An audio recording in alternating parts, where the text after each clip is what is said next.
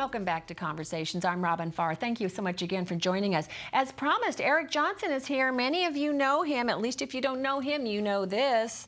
This is his most recent edition of Alive East Bay. This is the November 2008. Just glorious. Every cover of the magazines are wonderful. And I was so surprised to find out you've been, I had you on sort of at the beginning of all of this. You've been doing this since November '05. That's right. Over 3 years. Going on our 4th year now. How is it going? Because you hear about startup magazines and, people give it a run for 6 months and then they're often out of business. What are you doing right? We've been very fortunate. We have a tremendous group of writers that write for the magazine, a lot of loyal readers, and most importantly, a lot of very loyal, tremendous advertisers that support us. So we've been fortunate in that. Now, how has it been? There's a little bit of competition in the area. We won't need to name names. But what are the challenges that you face then when you're dealing with, say, another local magazine that's been around for 20-odd years? How do you find your niche? Well, we knew from the beginning, we knew we had to do something different from the other magazines that were out there. So we committed to a certain strategy with the magazine, and that was to basically build relationships with our readers and with our advertisers. And we have a clear understanding of what our relationships are between those two groups. Without readers, you don't have a magazine. So our intention from the beginning was to provide a variety and a volume of editorial content that would make readers look forward to getting their magazine every month. And we've been really fortunate in that because I have so many tremendously talented people that write for the magazine. You really do. Somebody interviewed me, and I have to say, I sounded great. I liked myself so much in the magazine. I said, oh, I'd like to meet her. Oh, that's right, it is me. But no, you've got Antonia Venezia, you've got Michael Copeland, you've got Anita Venezia. Francesca Dunbar, and those 4 writers produce the most of the editorial features, the real extensive features that we have in the magazine. And then we have, on top of that, we have about 24 columnists that write regular columns, everyone from Paul Hirsch that writes our sports column to Charles Donaldson that writes our automotive column called Passing Lane, Peggy Fallon, who writes what we call Market Fresh. She covers the local farmers market scene, and she's an author, cookbook author, and so a number of talented people. Harry Hubinger, who's also an author. He has Stamps in My Passport is his book. He's traveled all over the world, and so he provides us with wonderful articles every month. And yet people get the sense that it's, this could be an international magazine for all we know, but these are our local, folks. These are local folks. And we get to sort of know them, and we get to know their style, and we look forward to that. Right. Yeah, that's wonderful. How has it been? This is tough economic times, and I know being in business, and I know receiving phone calls from people who are advertising, agencies and trying to get me to do certain things, that what they're telling me is, people are getting the wrong idea that as times are tough, they're saying, oh, well, I got to scale back now, and their advertising budget seems to be the first thing to go. How are you doing with this all? Well, it's interesting.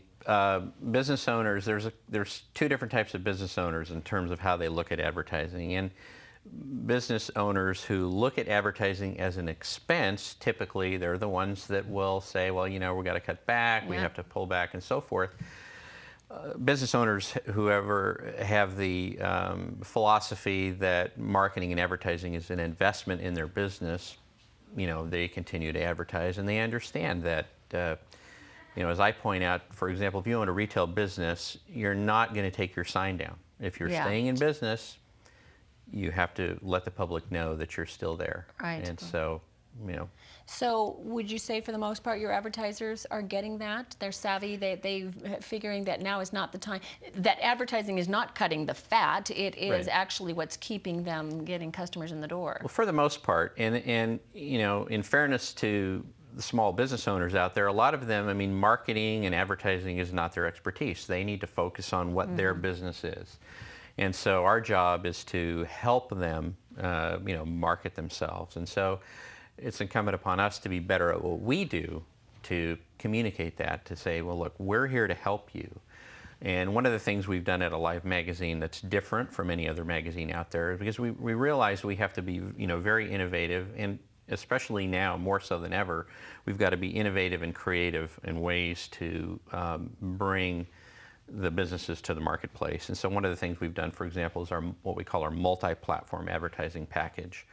And that's where we will take an advertiser who, if someone advertises in Alive magazine and they advertise with a full or a half-page ad, we will have, in fact, with TV30's Yes. production team here, we will produce a television commercial, 30-second spot featuring their business, and we will air that television commercial anywhere from 20 to 60 times per month at no charge to the advertiser, and it's built into our marketing platform. So things like that, which give the advertiser more reach into the marketplace. And that's, what we call the 1-2 punch in my business too, knowing that if they've read about you in Alive East Bay and now they're seeing you on Channel 30, there's just this sense of, real local urgency. I got to go in and I got to purchase that product or do something like that. It's an excellent combination. Yeah, it's a synergistic concept, and for the most part, most people understand in advertising that repetition is the key.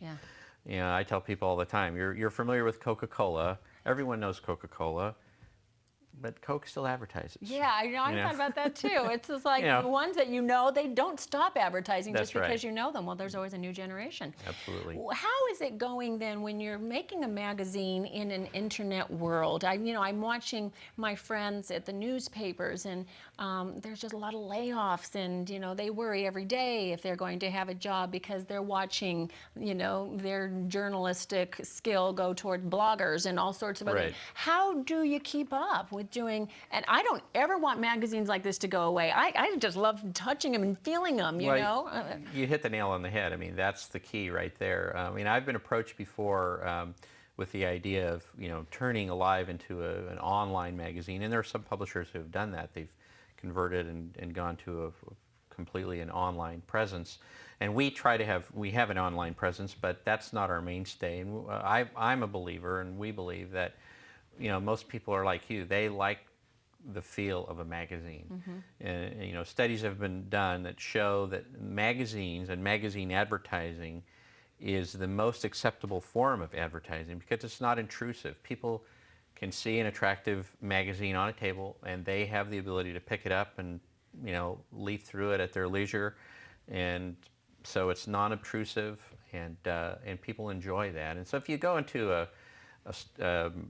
bookstore or supermarket and you see the number of magazines out there, obviously magazines are here to stay. I mean, the number of magazine titles has just expanded, beyond belief practically. It really has. And for me, I just think it's just nice to have something that sticks around for a whole month. Right. I mean, the newspaper, if it's still sitting on the kitchen counter the next day, it's in the recycle bin immediately. Whereas the beautiful covers of Alive, you just want to put it out on your coffee table, as we've done right here. And again, that's, we've intended it to be that way. And again, we realize that readers want something that they can go back to, that we have to have enough content in the magazine that people are going to enjoy, and I guess for our advertisers that this is a magazine that people will go back to again and again and again, and probably pass it on to friends, and have a And I do want everybody to know too that I was looking for an article that you had written for Alive, and I did find it online, and it was so quick and easy. So you really are very accessible too. I just went aliveeastbay.com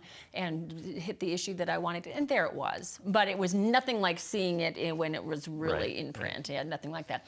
Where do you get then your story ideas? You've got these wonderful writers. They've got to feel passionate about what they're writing about. So is it all about them coming to you and saying, Eric, here's my idea, will you approve it, or are you assigning? Yeah, it's the writers coming to me for the most part. I mean, occasionally, we'll brainstorm and have some ideas, but for the most part, it is the writers coming to me and saying, I've got this idea, and they'll pitch their idea. Different writers have different interests. Antonia Venezia, for example, I mean, she's an entertainer, so she writes pretty much exclusively in terms of music and acting and entertaining. So she covers that world. And Michael Copeland is a tremendous talent in terms of humor, and so I'm always encouraging him to, well, give us something, something humorous about Santa Claus for December or whatever. Yeah. So, but that I think creatively it's better that I just kind of let them do what they want to do. So I think you're wise, because they're going to do the best writing when they are feeling it, when that's they're what passionate they want. about what Right. they're doing. So sure. What kind of a lead time do you have? I've worked in PR my whole adult life, and I know if I've been working with a magazine, we were working on our Christmas stories back in June, and you guys aren't. That would be a luxury for us. We don't. Well, but it seems like you get you get too ahead of the game that Yeah. you've missed on something great. Right. You guys aren't that far ahead. No, It's very timely. 30 days in advance. But there have been many times when we're working on the final story, a week before our production time. So, it can be You are hectic. such an easygoing guy, but the level of stress on deadline time, and I've called you before, and I've said, Yeah. "Hi, are you on deadline?" And you go, "It's always deadline." Always I'm deadline, sure. But you're easygoing and relaxed about it. But how do you keep it? Because it's not an easy business that you're in. Well, I mean, it's a part of life, but it's not everything in life. And I remind people of that all the time. Our jobs, our careers, what's happening in the economy right now, people need to keep things in perspective. I think hard times and stresses and things like that are kind of what help us focus on what's really important. So we have a policy at Alive magazine that I want this to be a part of people's lives, but it's not their whole life. No. And so we've made mistakes. Things have we've had stories that things have been misspelled or whatever, and that just happens. That's part of life. Yeah, you So, in the New York Times, it just happens. Well, you're serving the community in a way that I've seen magazines come and go. This is beautiful, and I like your style. I like everything you guys are doing with this. It's wonderful. Well, I appreciate it, and you're a big help in that. And a lot of people don't realize when they see the Alive East Bay commercial on TV. I'm the voice. You're the voice. Behind so you're the that. voice of Alive. I feel that. It's on a live voice. Well, and people can get a copy of this how then? Because I know that sometimes I'll see it at my doctor's office. Sure. Well, Alive magazine is mailed free to 20,000 homes and businesses in the greater Diablo Valley area here. But it is available for subscription, and if they happen to see the television commercial, they just have to call our office and they will get a free 1-year subscription. Normally it's $19.95 a year to subscribe to the magazine. And that just helps us offset the cost of the postage to mail it out. But so it's a subscription magazine. Well, and a little inside joke here, trying to say the word free subscription, Free subscription. during the commercial.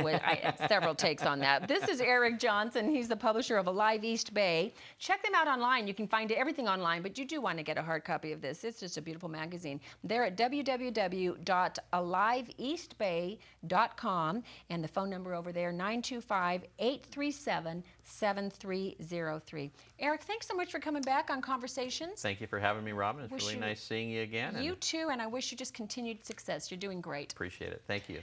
And that will do it for this edition of Conversations. Hope you've enjoyed it as much as I have. We'll do it again next week. Until then, I'm Robin Fahr. Have a great day.